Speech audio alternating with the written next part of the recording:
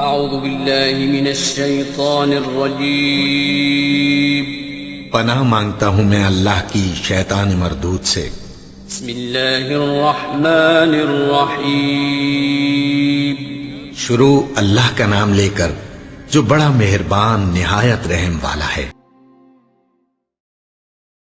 ہم نے فرمایا کہ تم سب یہاں سے اتر جاؤ، جب تمہارے پاس میری طرف سے ہدایت پہنچے تو اس کی پیروی کرنا کہ جنہوں نے میری ہدایت کی پیروی کی ان کو نہ کچھ خوف ہوگا اور نہ وہ غمناک ہوں گے، اور جنہوں نے اس کو قبول نہ کیا اور ہماری آیتوں کو جھٹلایا وہ دوزخ میں جانے والے ہیں اور وہ ہمیشہ اس میں رہیں گے۔ اے آل یعقوب، میرے وہ احسان یاد کرو جو میں نے تم پر کیے تھے، اور اس اقرار کو پورا کرو جو تم نے مجھ سے کیا تھا۔ میں اس اقرار کو پورا کروں گا جو میں نے تم سے کیا تھا، اور مجھی سے ڈرتے رہو۔ اور جو کتاب میں نے اپنے رسول محمد صلی اللہ علیہ وآلہ وسلم پر نازل کی ہے،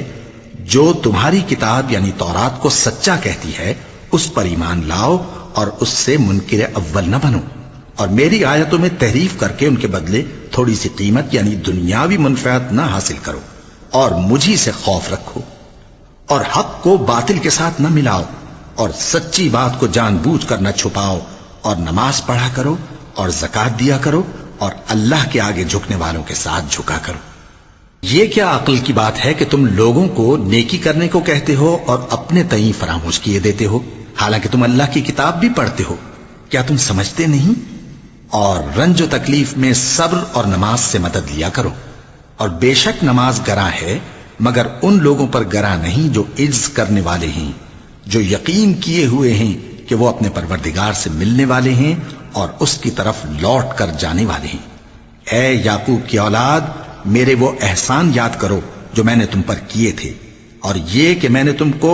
جہان کے لوگوں پر فضیلت بخشی تھی، اور اس دن سے ڈرو جب کوئی کسی کے کچھ بھی کام نہ آئے، اور نہ کسی کی سفارش منظور کی جائے، اور نہ کسی سے کسی طرح کا بدلہ قبول کیا جائے، اور نہ لوگ کسی اور طرح مدد حاصل کر سکیں۔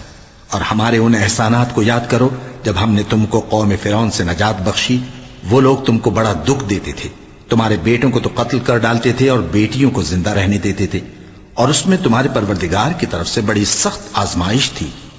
اور جب ہم نے تمہارے لیے سمندر کو پھاڑ دیا پھر تم کو تو نجات دی اور فرعون کی قوم کو غرق کر دیا، اور تم دیکھ رہے تھے۔ اور جب ہم نے موسیٰ سے 40 رات کا وعدہ کیا تو تم نے ان کے پیچھے بچڑے کو معبود مقرر کر لیا اور تم ظلم کر رہے تھے، پھر اس کے بعد ہم نے تم کو معاف کر دیا تاکہ تم شکر کرو۔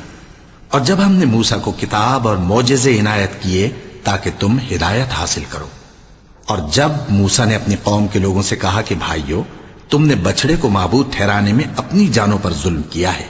تو اپنے پیدا کرنے والے کے آگے توبہ کرو، پھر اپنوں کو قتل کرو، تمہارے خالق کے نزدیک تمہارے حق میں یہی بہتر ہے۔ پھر اس نے تمہارا قصور معاف کر دیا، وہ بے شک بڑا معاف کرنے والا ہے، بڑا مہربان ہے۔